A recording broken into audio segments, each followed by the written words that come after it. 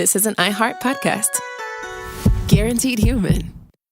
Work can be a little weird. Cringy training seminars, coworkers who won't stop talking about their plant, forgetting the mute button at an inopportune moment. We have to deal with a lot on any given workday. Sometimes it can feel hard to thrive and move forward in your career. Well, that's where LinkedIn comes in. LinkedIn helps you get ideas and insights from experts in your field, connect with people professionally, grow your network, and access tools designed to help you find the right fit for your next role. Whether you're just getting started, figuring out your next move, or looking to accelerate your career, LinkedIn is built to support you at every stage because LinkedIn is the network that works for you. Visit linkedin.com/knowstuff to learn more. Stuff at Sea is a 5-night adults-only sailing trip that brings the Stuff podcast universe to life on board. This voyage is a culture-soaked escape where pink sand paradise meets curious minds. Sailing round trip from New York City to Bermuda on October 2nd to 7th, 2026, this voyage drops you straight into the iHeart Podcast Stuff universe. On top of the adults-only experience you already love, you'll get live podcast episode recordings, behind-the-scenes sessions, themed activations, and more unmissable onboard moments. Learn more at virginvoyages.com/stuff. Hi, everybody. I'm feeling very stoic today, so we're going to use What Exactly is Stoicism as our weekly selection. This one was released in July 4th, in fact, 2017. What a great 4th of July topic. Learn all about Stoicism right here, right now.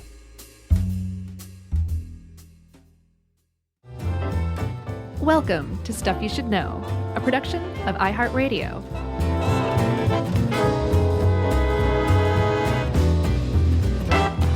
Hey, and welcome to the podcast. I'm Josh Clark with Charles W. Chuck Bryant. Guest producer Noel.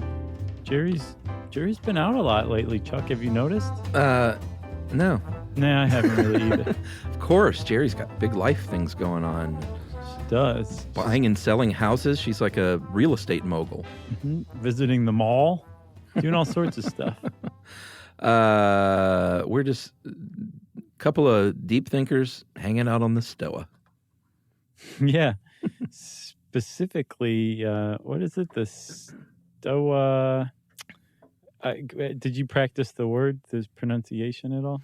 I tried to pronounce a lot of this, but, ancient Greek, the phrase, it's all Greek to me.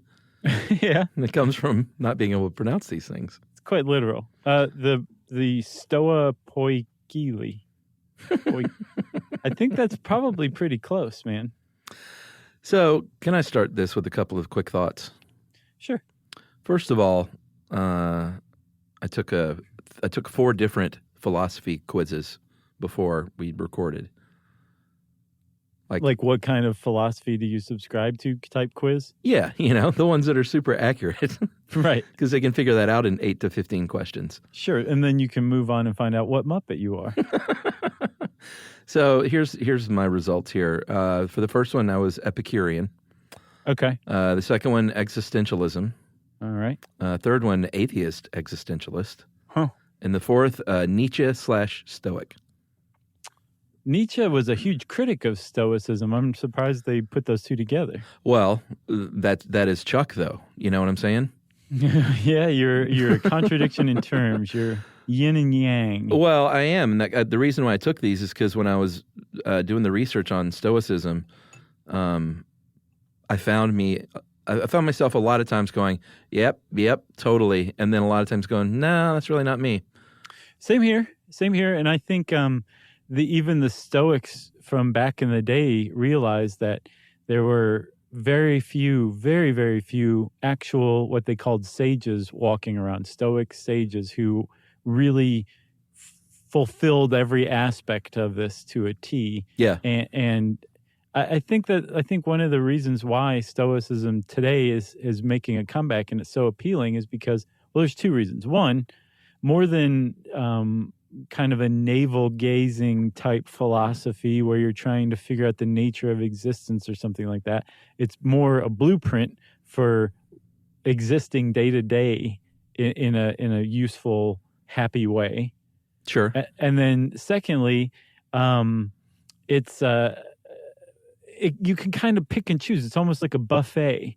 You can pick and choose what aspects of it you want to adopt or use, and no, Greek ghost is going to come along and spear you in the face. With a trident. Right. Poseidon punch. And I think that's, first of all, the Age of Reason fascinates me to no end. Mm-hmm. And second, I've kind of wanted to cover some of the great philosophies of all time. This sounds like a good start. Well, it is, but it's just kind of daunting because people spend that's their life's work, and for us to try and summarize any of them in 30 to 45 minutes is kind of like, I don't know what philosophy you would liken that to. Foolishism? Yeah, dunceism. But that's what we do, Well, how about this? If this one goes well, maybe we'll take it as a sign that we can tackle some other ones. But you're absolutely right. Like even just say the internet encyclopedia of philosophy, which is meant, it's sharp and it's detailed and it's exhaustive, but it's also clearly meant for lay people interested in philosophy, right? It's just stoicism is so involved that it's not possible for us to really capture all of it, even in an overview, or giving it, just hitting the highlights. We can't possibly hit all the highlights. There's just too much to it. And that's just stoicism. I still say it's worth talking about, though, just because it's so interesting. So if I get up in the middle, you're going to pull me back. I'll just keep going. Well, I like the Urban Dictionary definition. Yeah.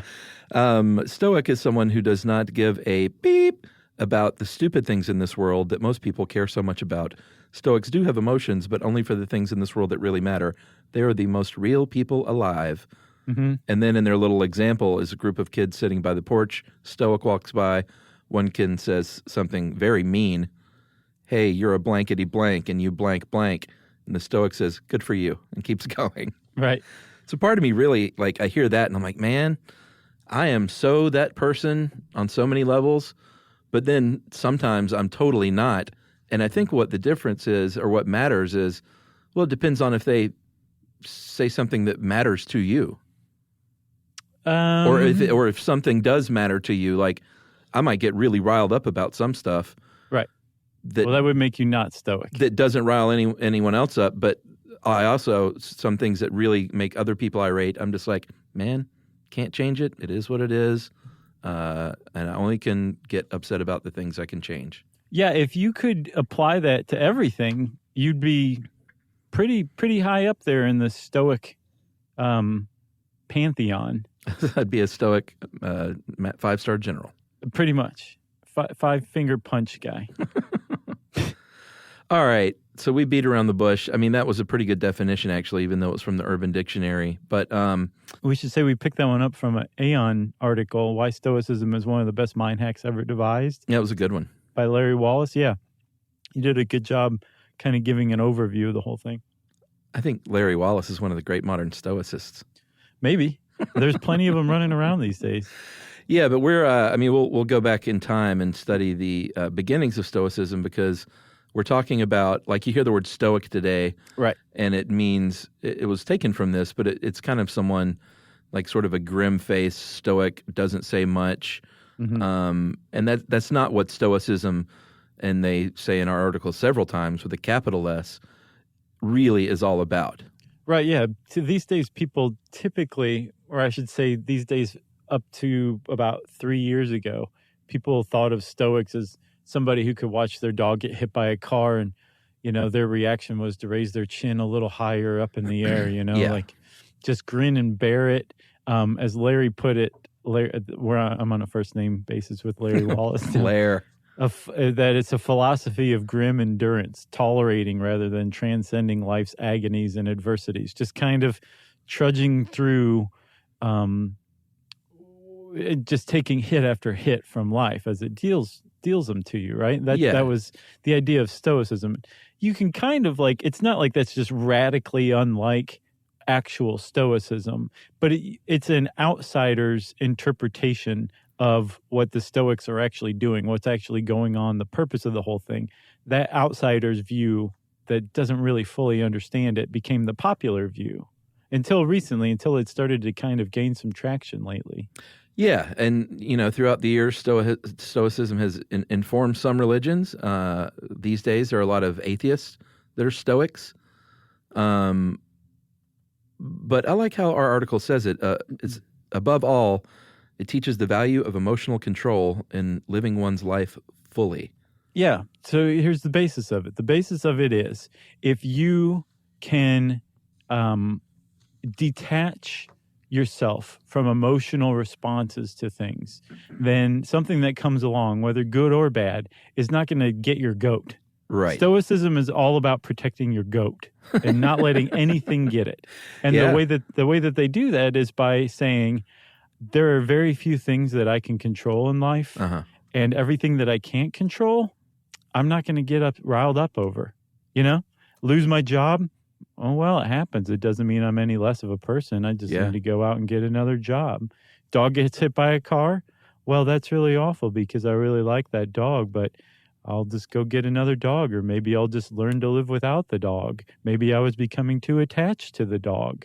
Things like that. That's Stoicism. Yeah. But the whole point of it is it's not just to get your goat, or to protect your goat from being gotten.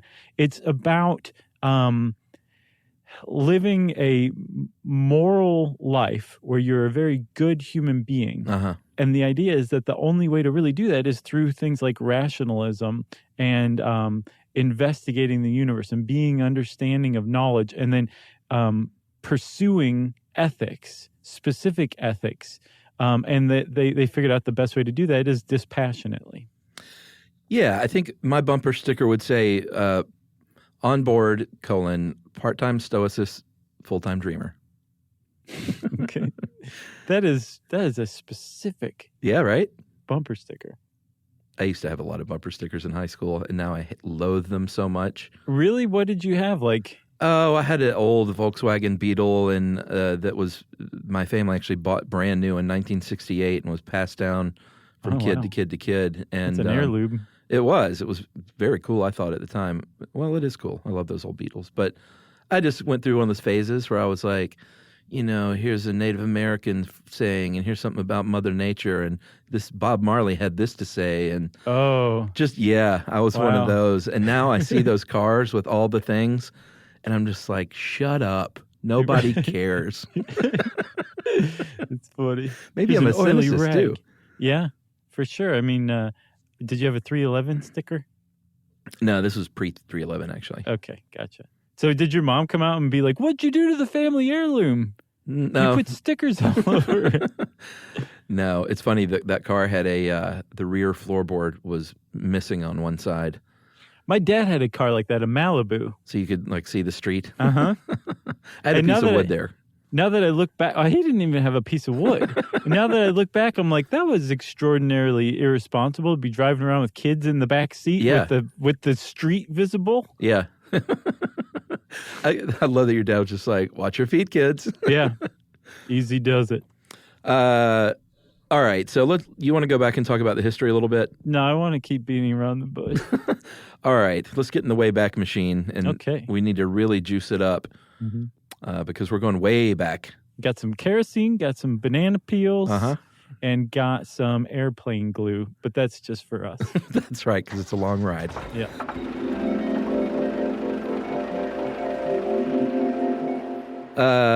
Ancient Greece is where we're headed, to the time of the great philosophers. And like we said earlier, sitting here on the Stoa, that was a joke, but it wasn't. And you said Stoa. You going to try it again? The Stoa Poikili. Yes, or painted porch is what it means, and that was a public space in Athens, Greece. It was like a portico. Yeah, where people would hang out and talk and chew the fat, and that's what I love about this time was people they were just alive with ideas, these philosophical ideas of trying to figure it all out. Yeah, but don't you think every once in a while you just be like, oh, everybody shut up and go just do something, live. Go do something useful. Yeah, plant just a field. Talking. Yeah.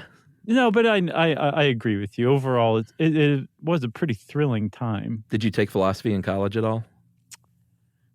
No, I didn't. I really did not. I don't think I took a single philosophy class now that I think about it, not even a survey. I took the one kind of general class. I guess it was the 101, and I actually made an A, which I didn't make a ton of A's in college. Mm-hmm. And I remember at the time, kind of the same thing. About half the class, I was like, man, this is so fascinating. And then the other half, I was just like, oh, man, what a waste of time. Right. Like, do something useful. Go, like, volunteer for a charity. Go make something out of wood. Anything. All right, so back to the Stoa. We're on this painted porch, this portico, as it were. Yep. People are everywhere running their mouths about what they think is important. And then this dude wanders up, Zeno of Citium. Yeah, who'd recently been shipwrecked. And there were other Zenos, not to be confused. I know, that is confusing. There should be one Zeno. There can be in only one. In all of history. There were Zenos of other things, but this is Zeno of Citium. And you're right, he was shipwrecked and he was wandering around after a trip from Cyprus. Did you say we're in Athens? Oh, yeah, not Georgia. No. Although we did our fair share of sitting around on porches talking nonsense there as well. But that's a porch. Yeah. Not a Greek porch. And so Zeno took a little bit of insight from the Cynics and then eventually said, you know what, I got my kind of forming my own thoughts here. And I think everyone else is doing it. I have my own philosophy. Yeah. And it's called stoicism. Yeah, named after later. I don't think he called it that. I'm not sure. He probably called it Zenoism. They're like, no, that sucks. We're going to call it stoicism after the porch. Yeah. But this is, I mean, like the stoicism very quickly became one of the big philosophies at the time. Oh, yeah. And it rivaled some of the philosophies that it grew out of, like Socratic philosophy and, like you said, cynicism, the Cynics. Sure. And actually, if you look at stoicism, it's kind of a compromise between Socrates, or Socrates, as Bill and Ted call them, philosophy, which was that to lead a good life, and this was the point of all of the philosophies at this time during this age of reason, was achieving what was called eudaimonia. And eudaimonia is a life worth living. It's thriving. It's flourishing. It's being happy, like real happiness, right? That was the pursuit of all of these different ideas that were floating around at the time, was how to achieve that. Socrates had the idea that you achieve that through like 12 cardinal virtues. And some of them were things you could cultivate in yourself, like courage, a sense of justice, that kind of stuff. But then there are other ones too that had like everything to do with luck, like being good looking was one of them, right? Yeah. If you weren't good looking, if you were ugly, sorry, buddy, you could never achieve eudaimonia, right? Yeah. On the other end of the spectrum were the Cynics. And the Cynics believed that earthly trappings like wealth and fame and glory, anything like that, was the path to ruin, and that the true path to eudaimonia was living simply and living in poverty. And so Zeno comes along and hears all these, and as he's formulating his own ideas, he's like, Socrates makes some sense over here, and so do the Cynics a little bit, but I'm going to put them together. And that's where Stoicism came from. It was a compromise between the two, where you live a life of pursuing eudaimonia through these virtues, 4 virtues. I think there's justice, courage, wisdom, and then temperance, right? So you're practicing those 4 virtues. So that's kind of a nod to Socrates. And you don't have to live in poverty. You can be wealthy, because if Stoicism is anything, it's wealthy people who got into philosophy that weren't quite sure how to feel about being wealthy. To kind of come to the point that, like, having money's not a bad thing. Right. And so what they came up with was, sure, you can be wealthy, and that's okay. You can prefer to be wealthy, but you just can't be attached to it. You can't desire to be wealthy because you can't control being wealthy. And if you pursue being wealthy, you're pursuing something beyond your control. So if you just happen to be wealthy, that's great. You can be happy with it, but also be prepared to lose it at any given time. And that's a big part of Stoicism. Yeah, I think it's so funny, though, to think about, like, thousands of years ago in ancient Greece, like, they spent so much time thinking about living this, all these schools of thought of living this life so like putting so much thought into living to life to its fullest and all the different ways that they defined it. And eventually, like over the years, like as recently as like the generation of our parents and grandparents in the United States, like the philosophy of life was like, you just go to work and you work hard until you die. And that's the only thing that matters. Exactly. Like all that other stuff is garbage. Yeah, well, I think that's one of the reasons why Stoicism is becoming appealing again, is this idea that like work seems to be kind of going through a weird transformation, doesn't it? Yeah. Like it's not like that anymore. Like that ethic is still around for sure, but like how many people do you know work from home? Like almost entirely. A lot. A lot, and that's fairly new. So I wonder if like this changing work dynamic is leading to this resurgence in Stoicism, that you can find happiness through other stuff. I mean, part of me thinks this is all like super worthwhile, and part of me thinks it's sort of indulgent and a bit, like you said, navel-gazy, and like just start practicing good things instead of sitting around thinking about the best way to live life. Well, we'll talk about criticisms of them later on, but I think you hit a big one, though, Chuck, was the idea that it's self-indulgent because it demands introspection almost every moment of every day. Yeah. You want to take a break and then get back to it? Yeah, I gotta get my head together. Where's that airplane glue? Here you go. All right.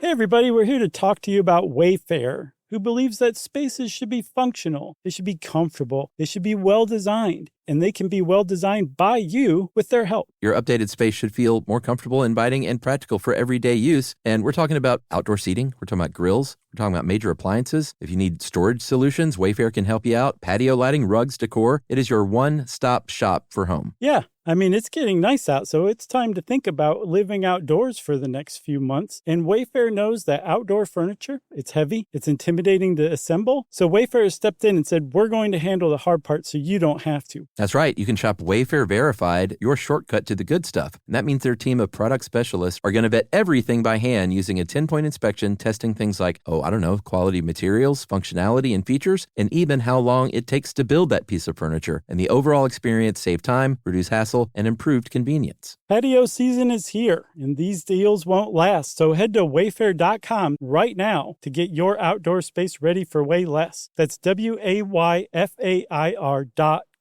Wayfair, every style, every home. Everyone knows winter is the real mess maker. You don't need WeatherTech floor liners for summer unless you hit the beach and half the beach ends up back in your car, or the campsite dirt ends up in your trunk. Then you'd want a cargo liner, or a road trip goes sideways, lemonade spills, ketchup goes rogue, ice cream drips. Yeah, you'd be pretty happy about those WeatherTech seat protectors. So just to be clear, as the mud you're inevitably going to step in this summer, you don't need WeatherTech unless you plan on doing summer. Visit WeatherTech.com today. All cat parents understand the feeling of being ignored by your cat and often asking yourself, does my cat even love me? And there is only one solution to solve that, Sheba. Feed your cat Sheba and go from feeling ignored to truly adored in 12 days guaranteed or your money back. Sheba has a menu of products, appetizers, entrees, treats, and even a kittens menu. So Sheba has a product for even the pickiest eater, like the Sheba Puree, which is made with bone broth. It's a protein-rich, lickable treat with chef-inspired flavors. It has a smooth and creamy texture that cats love. Plus, it supports a strong bond between pet parents and their cats with a hand-fed cat treat. It also contains no corn, wheat, soy, or artificial flavors. So instead of feeling ignored, you're suddenly the center of their world. It's basically a fast pass to favorite human status. Next time you're wondering if your cat loves you, grab Sheba Puree or explore their entire range of textures and flavors at your local retailer. To learn more, check out Sheba.com.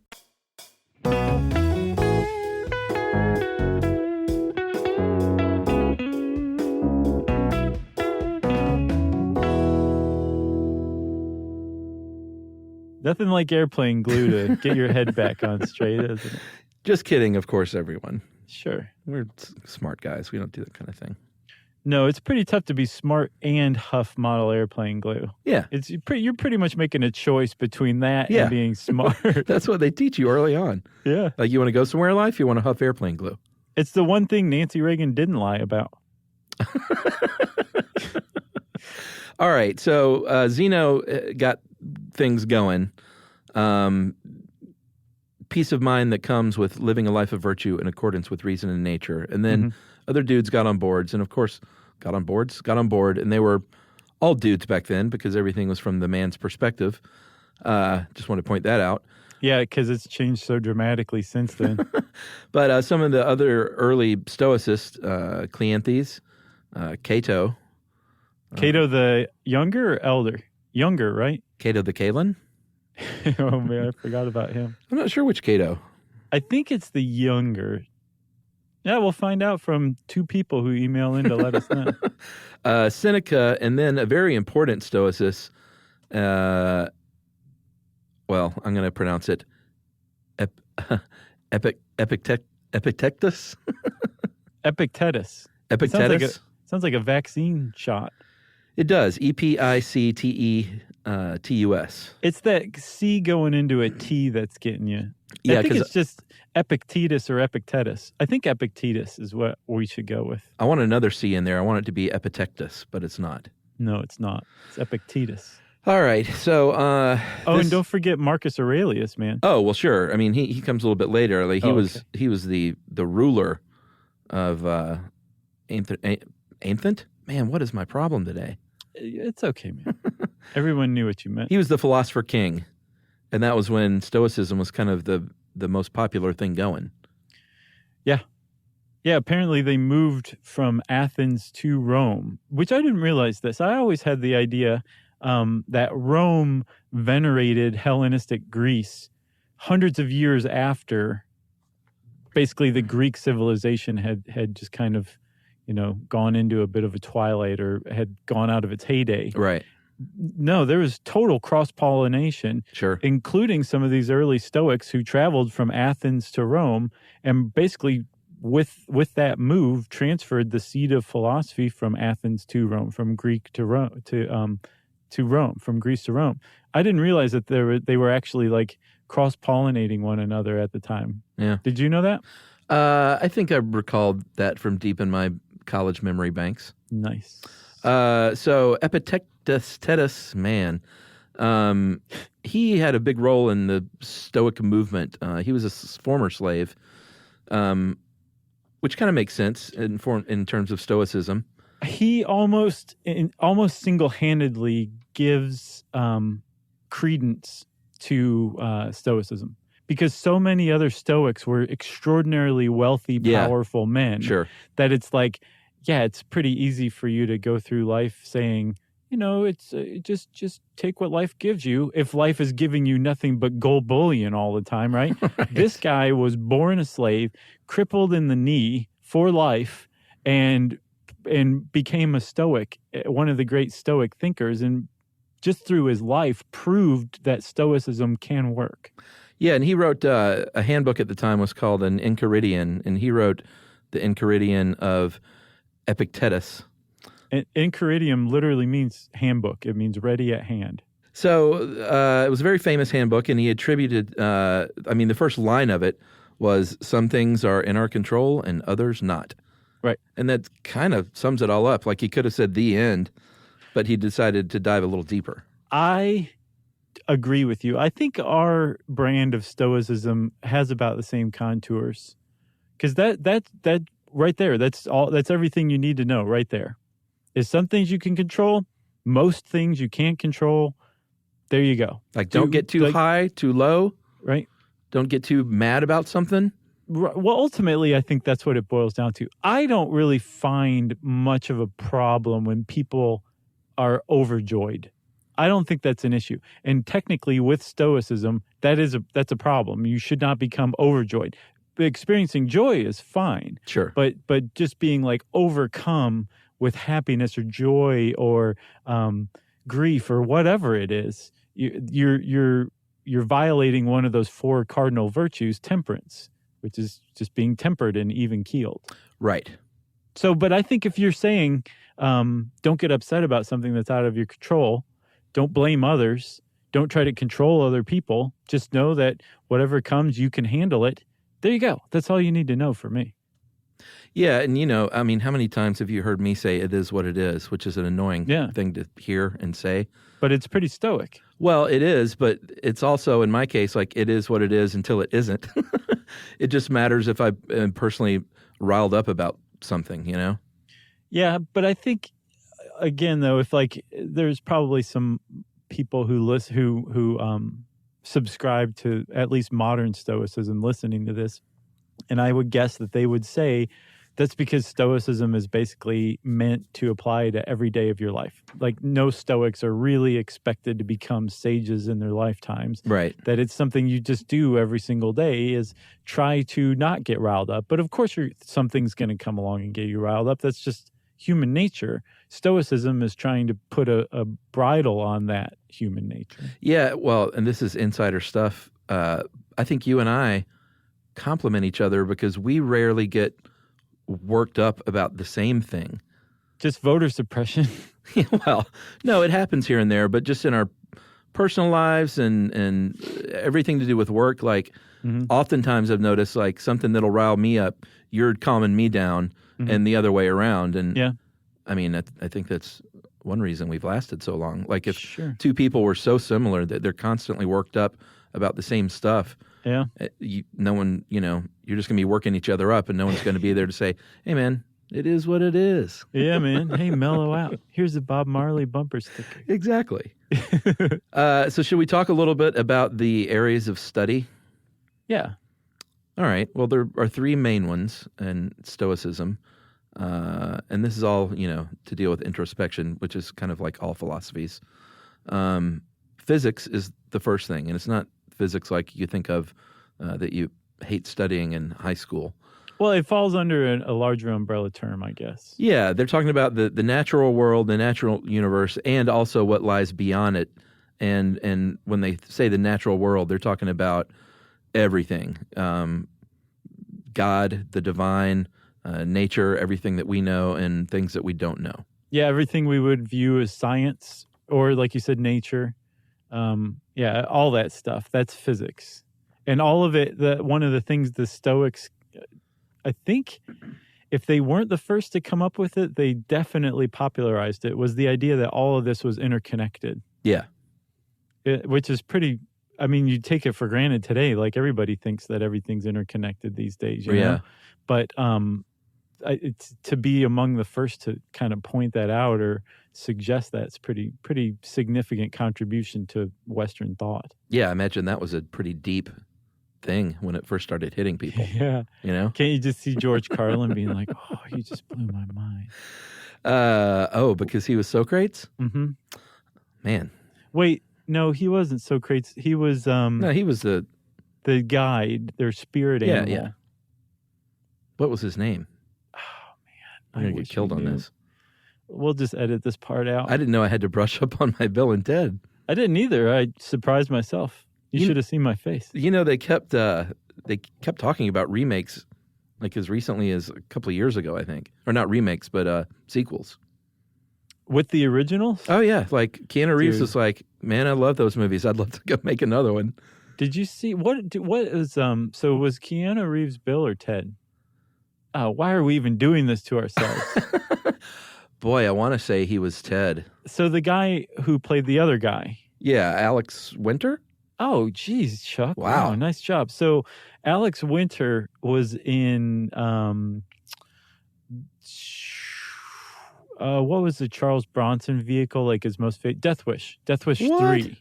Death Wish 3 was what he was in, which was when Golan Globus got their hands on it and turned it into like a schlock, violent, like almost post-apocalyptic movie. Yeah.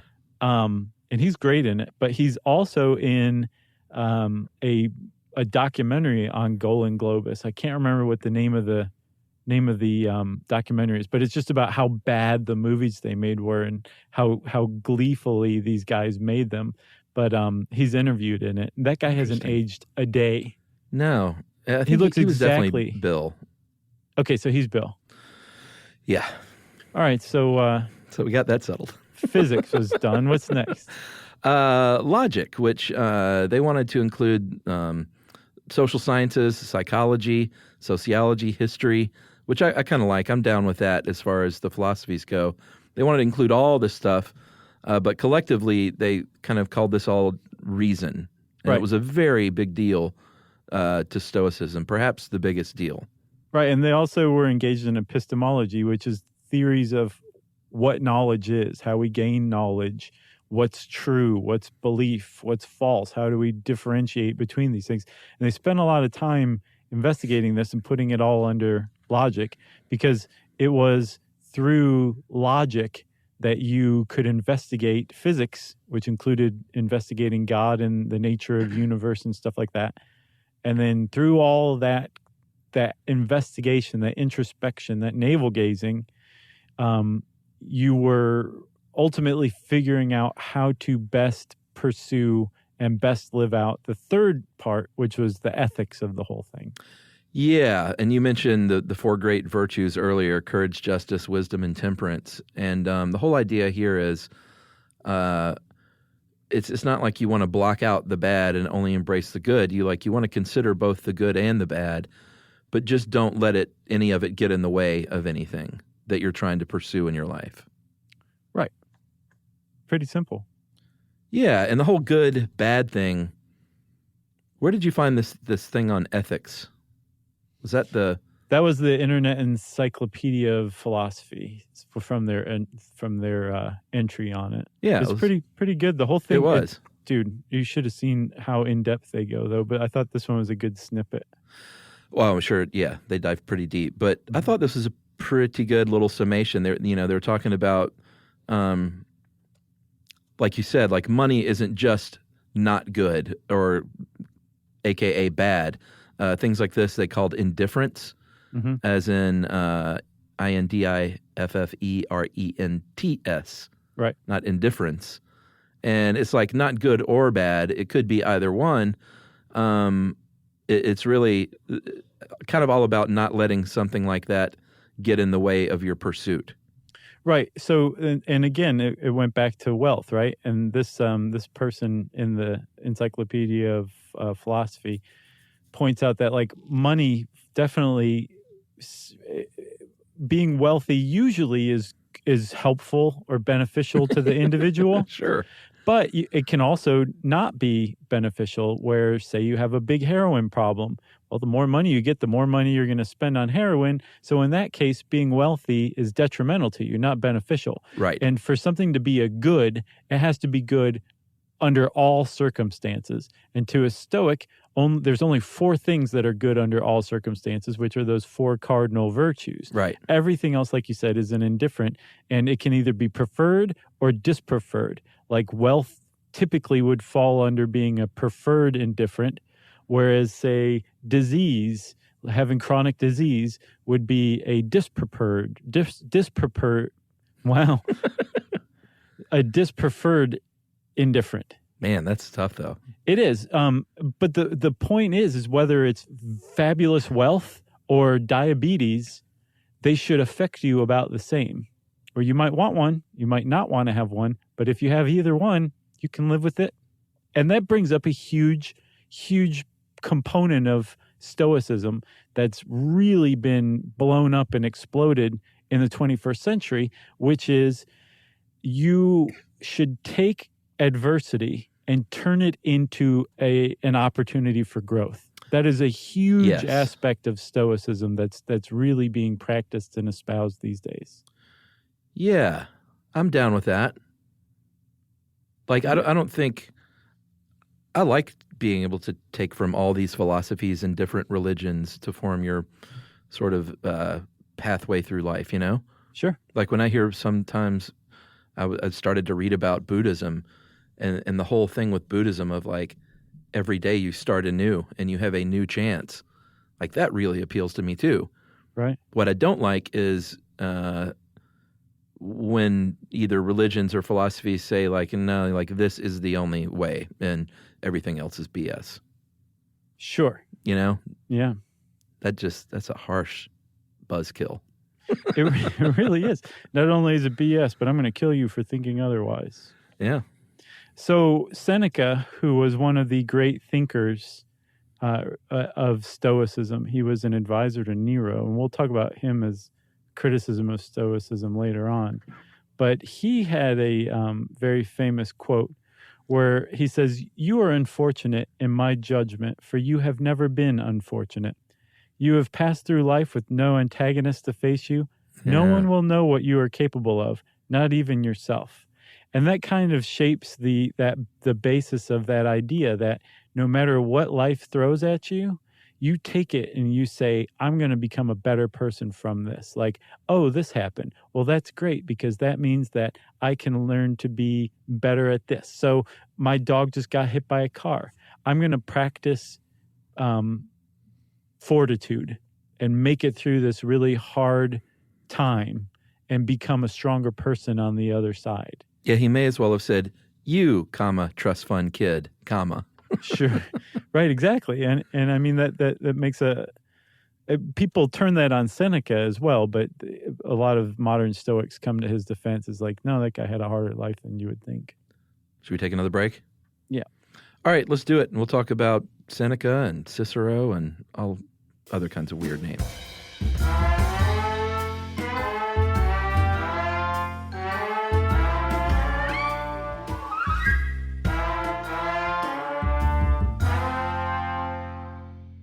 Everyone knows winter is the real mess maker. You don't need WeatherTech floor liners for summer unless you hit the beach and half the beach ends up back in your car, or the campsite dirt ends up in your trunk. Then you'd want a cargo liner, or a road trip goes sideways, lemonade spills, ketchup goes rogue, ice cream drips. Yeah, you'd be pretty happy about those WeatherTech seat protectors. So just to be clear, as the mud you're inevitably going to step in this summer, you don't need WeatherTech unless you plan on doing summer. Visit WeatherTech.com today. All cat parents understand the feeling of being ignored by your cat and often asking yourself, does my cat even love me? And there is only one solution to solve that, Sheba. Feed your cat Sheba and go from feeling ignored to truly adored in 12 days guaranteed or your money back. Sheba has a menu of products, appetizers, entrees, treats, and even a kitten's menu. So Sheba has a product for even the pickiest eater, like the Sheba Puree, which is made with bone broth. It's a protein-rich, lickable treat with chef-inspired flavors. It has a smooth and creamy texture that cats love.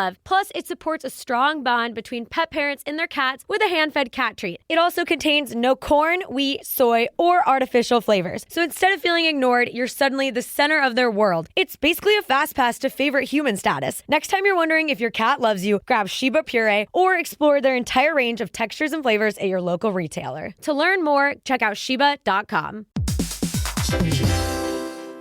We've all done it. Tumble down an internet rabbit hole trying to self-diagnose. And sometimes doing our own research can leave us more anxious than informed. Your feed is packed with wellness trends telling you to cold plunge, protein max, detox, track your sleep. But what's actually real? What's exaggerated? What's just wrong? That's exactly what Health versus Hype from the American Medical Association and iHeartMedia's Ruby Studio is here to find out. Each episode, Emmy-nominated science communicator Trace Dominguez, who's racked up billions of views across PBS, Discovery Channel, and YouTube, talks to doctors, influencers, and real people trying these trends. Not to cancel them, not to hype them more, but to actually understand them. Because when it comes to your health, who you listen to matters. Start asking better questions and listen to Health versus Hype on the iHeartRadio app, Apple Podcasts, or wherever you get your podcasts.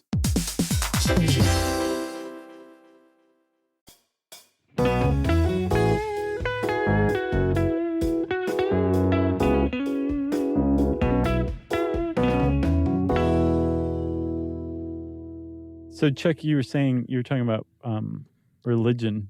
Yeah. Stoicism apparently informed Christianity in a lot of ways. Yeah, and Buddhism in some ways. Yeah. Yet atheists embrace it. It's kind of weird that these way. days. But I mean, the early Stoics definitely believed in a divine intervention. It was kind of the basis of the whole thing that this is God's will, so why try to control it? Who are you to try to control it? Just roll with the punches. Yeah, that's a big, when I was taking all those philosophy quizzes, they're all a little bit different, but you saw a through line through a lot of these questions, and the free will one was in every single one of them. Yeah. Like, how do you feel about free will? And they had different ways of asking it, but that Free will. Yeah. What do you think? Exactly. If you want to find out which philosophy that you jibe with, you have to answer the free will question. Free will question. Yeah. Hey, that's easier to say than preferred indifferent. Nice work. So one of the big points, especially today for practicing Stoicism, is looking at adversity as a opportunity for growth. Right. That's just a good tool in life, I think. Another one, and this is where I big time diverge from Stoicism as like a part of a daily practice, is something called negative visualization. Yeah, like try and imagine the worst case scenario. Constantly. Yeah, I'm not into that at all. No, so say you're at like your child's birthday party, right? Uh-huh. And you are, not you specifically, this is you, Sure. Just a general person, and you're having just the most intense moment of joy and appreciation for your child. According to Stoics, you should follow that up with a thought about how at your child's next doctor's appointment, your child could be diagnosed with terminal leukemia. Yeah.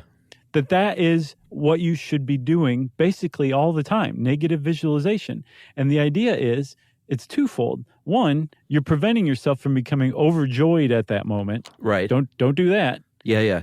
And then secondly, you're exploring how you will feel if your kid does get diagnosed with something horrible or something bad happens, and that when it actually happens, you'll say, that's not so bad.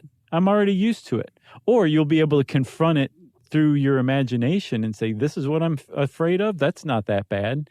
But I mean, it's a really extreme, horrific example. Yeah. But it is ultimately, it's definitely in step with Stoicism, that you should be visualizing the worst case scenario all the time.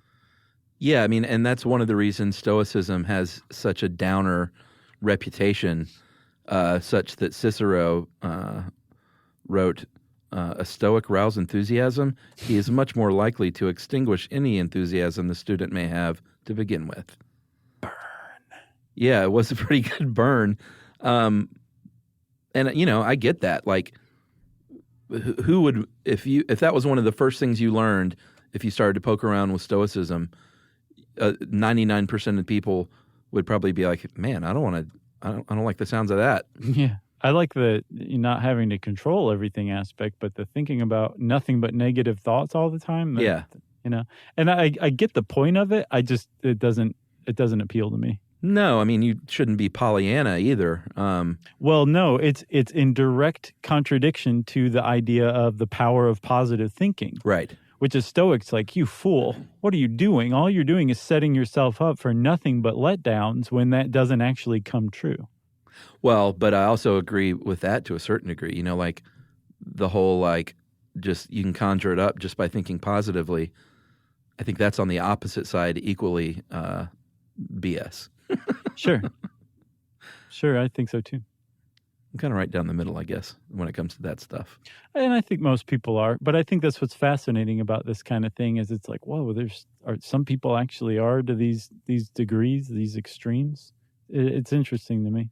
Well, yeah, and the other interesting thing is you're talking about Christianity, and then it's weird how Stoicism, on one hand, like atheists, like I can totally see how they'd be down with Stoicism, but also the whole notion that some believers in God and some Christians like give it all up to God because only God can control anything. So all we're going to do is pray about it, and that's popular among Stoics as well. Right. So it's just interesting that it has such a wide range as far as from atheism to like the serious give it up to God Christianity. Right. Yeah. No, it definitely. Yeah. It's kind of like it's that buffet thing again, where people can come along and take what they want from it, and it becomes part of their own philosophy or their own religion or whatever. Let's talk about some of the ways that it's been used over the years, Stoicism, right? Okay. So there have been a lot of people who have followed Stoic thought, like Adam Smith apparently was very much informed by Stoicism when he wrote The Wealth of Nations, because one of the big big aspects of it was individual liberty. One cool thing about the early Stoics was that everybody's equal. Yeah. Right? Doesn't matter whether you're man, woman, gay, straight, black, white, whatever. Everyone is equal. And this was at a time when slavery was rampant, right? Yeah. So that was that's a big aspect that's a big aspect of the wealth of nations, is anybody can come along and become a capitalist. You just have to compete, right? Another place that it popped up kind of famously was in cognitive behavioral therapy. Yeah. Which initially when I saw that, I was like, that kind of surprised me. But then it all made sense. Right. Like exposure to something bad can help you get over it is kind of like that conjuring up the worst possible. It's almost numbing yourself to the worst possible thing. If you think about that worst case scenario thing all the time, it's almost a way of preparing for that. Yeah, and it's rooted specifically. One of the founders of CBT, Albert Ellis, was an adherent of Stoicism as a younger man, and the what's known as the cognitive model of emotion, which is the basis of cognitive behavioral therapy, is based on Epictetus's maxim that people are disturbed not by things but by their view of things. And that's part of that whole Stoic philosophy, which is nothing is good or bad. There's only good in the four virtues. Everything else is how you view it. Yeah. Whether it's losing your job or winning the lottery, those things aren't inherently good or bad. It's you, the person experiencing that, who bestows good or bad on them. Yeah. And why label things? Sure. I'm down with that. Yeah. A little bit. Did you hear about Admiral Stockdale? Yeah, I remember that name for sure when he came out with his book, Courage Under Fire, Testing Epictetus's Doctrines in a Laboratory of Human Behavior in 1993. Mm-hmm. He was a famous prisoner of war in Vietnam for 7 years, endured some of the worst that you can imagine in war, and what got him through was certainly not Christianity, because he thought that's nothing but false hope. Well, not only that, he shared the POW camp with people who clung to that and did not make it. Yeah, so he saw mentally. It like right up front. Right. So what got him through was his Stoic beliefs. Yeah, he was a huge, big-time adherent of Epictetus. He'd studied him in college. Apparently, he'd read everything that Epictetus had written or said that had been written down and attributed to Epictetus twice from two different translators. So this guy knew his Epictetus, and he said, well, I'm a prisoner of war in Vietnam. I've got some broken bones. I'm starving. I'm being mistreated. I'll be here for 7 years. What a perfect opportunity to put Epictetus's teachings to the test in a real-life laboratory experiment. And he said Epictetus passed with flying colors was Stockdale's final report on it. Yeah, he said, if Epictetus's lecture room was a hospital, my prison was a laboratory of human behavior. I chose to test his postulates against the demanding real-life challenges of my laboratory. Mm-hmm. So, man, talk about a strong will, like to be faced with that and be like, well, hey, this is a great chance to work on my philosophy of life. Exactly. What else am I going to do? But that follows in and of itself on the whole, too, of turning adversity into a room for growth as well. Yeah, man. Yeah. Stronger than me. Let's just say that. So you want to talk about some criticisms of Stoicism? Well, Cicero certainly thought it was a big downer. Yeah. He said, well, you already said what he said, right? Yeah. It basically extinguishes enthusiasm in students. Not a good thing, right? And then over the years, the fact that some of the great Stoic thinkers of all time have been super wealthy and powerful. Seneca, Marcus Aurelius was the emperor of Rome. He basically ran the free world. Well, I don't know if the free world's right. The Western world for almost 20 years. Yeah. And when you sit there and, again, if you say, yes, you can turn anything into any adversity into an opportunity. If you're super wealthy, you don't have to worry about where your food's going to come from. Like, yes, of course you can be a Stoic. And then Epictetus came along and like we said, kind of erased all of that to an extent, for sure. But it is still kind of criticized as like a wealthy person's philosophy. And it kind of smacks of that a little bit today too, Chuck, with its huge resurgence in Silicon Valley. Oh, is that happening?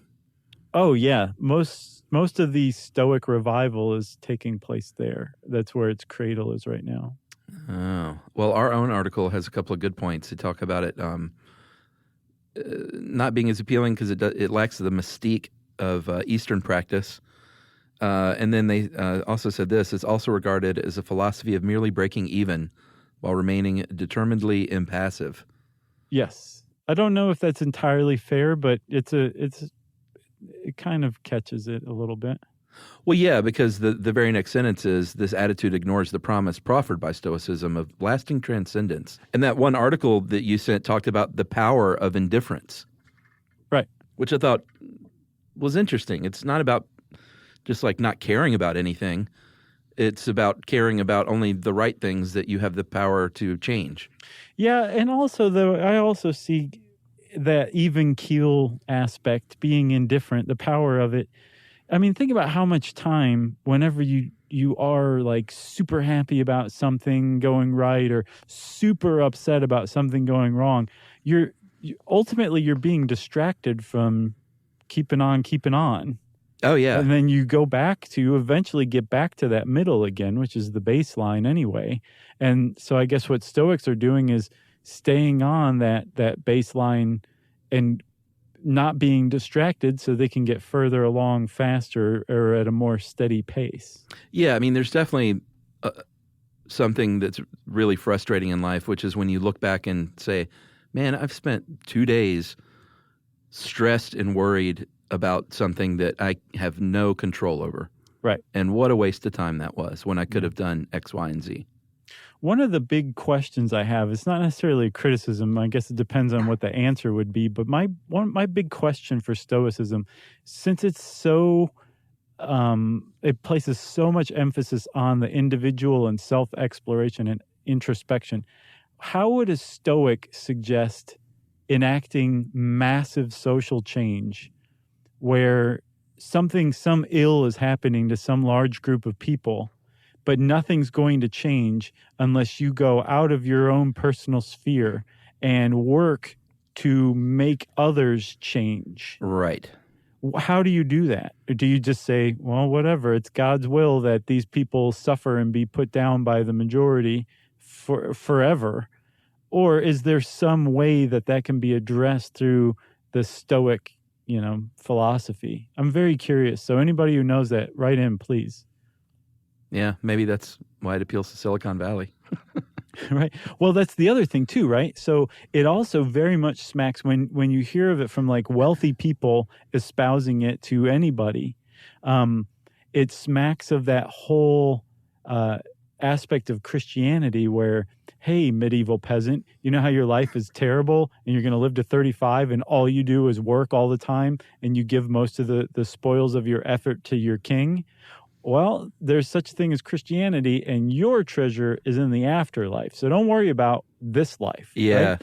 It smacks of the same thing where you can keep a population placated and not searching for larger social change by saying, hey, just focus on these 4 things and everything else is just happens and you don't need to get worked up about it at all. It seems like a bit of a pacifier too. Yeah. Depending on how you look at it. It's fascinating. Are we done with Stoicism? I'm finished with it. Okay. I think that was a good overview. I think so too. It's a good thought starter. If you want to know more about Stoicism, bud, there's a lot more out there than this. Just dive in and see what it means to you. And again, it's a buffet. Take what you like, leave what you don't want. Leave the curdled pudding behind. Chris. Take the perfectly garlicked green beans. Yum. If you, what else did I already say that one part? Oh, since I said green beans, it's time for listener mail. I'm going to call this Beagle Brigade / Police Dogs. People love that one. Man, who doesn't love Beagles on brigade, on parade? No one. Even people who get busted with whole pigs still are like, that beagle's adorable. So this dude, Eric Stover, is a sandwicher, meaning he follows our advice, which is to listen to the newest episode as well as whatever from our back catalog he chooses to. Yeah. He's doing it right. Yes, yes. Hey guys, I work in the sports and entertainment business in New York, and after 9/11, the use of bomb-sniffing dogs, mostly German Shepherds, became standard operating procedure for all events. A few hours prior to a concert one night, the K9 units were sweeping all the backstage areas, and one of the bomb dogs hit on an employee locker. As you can imagine, it caused an immediate and serious response. A bomb squad was dispatched, and that portion of the arena was evacuated. Plans were even made to cancel the show. He doesn't say what show, which I was very curious about. I'm going to say 3 Doors Down. Okay. After some very tense moments, the police officers opened the locker. Those guys are super brave. Thankfully, they didn't find a bomb, but did find drugs. An employee must have brought in an extra bump for the show. Oh, man, it was definitely 3 Doors Down. You might be asking yourself, no, this wasn't the band's green room. This was an employee. Oh, no, I know. 3 Doors Down. 3 Doors Down's fans are among the most drug-addled of all music fans. Are they? Sure. I thought that was the Juggalos. No, they put the Juggalos to shame. Juggalos take time off once in a while, you know what I mean? Yeah, that's true. You might be asking yourself, how does a bomb dog find drugs? As it turns out, the dog had failed out of drug school and was retrained as a bomb dog. Poor guy. That's hilarious. Isn't it? Poor guy. Which one? The dog or the guy who just happened to run across the failed drug dog? I guess who everyone. Still remembered something. There are no winners here. Well, no. I guess he didn't completely forget his drug training, though, and he set off a chain of events that scared the crap out of us. The story ends with the employee getting arrested. The show went on, and the fans none the wiser. My guess is the dog was reassigned to crowd control. Just barking at people. Get back in line. Thanks for everything you guys do. Please let me know if you ever need anything in New York City. Is that a hint? We don't do drugs, Eric. Yeah. We're terrified of dogs. That is Eric Stover in New York, and I guess he's still in the sports and entertainment business. Yeah. He's like, you need some sports? Come see me. I could use some sports. Thanks, Eric. That's a pretty great story. Right? That's right. If you want to get in touch with us like Eric did, you can send us an email to stuffpodcast@iheartradio.com. Stuff You Should Know is a production of iHeartRadio. For more podcasts from iHeartRadio, visit the iHeartRadio app, Apple Podcasts, or wherever you listen to your favorite shows.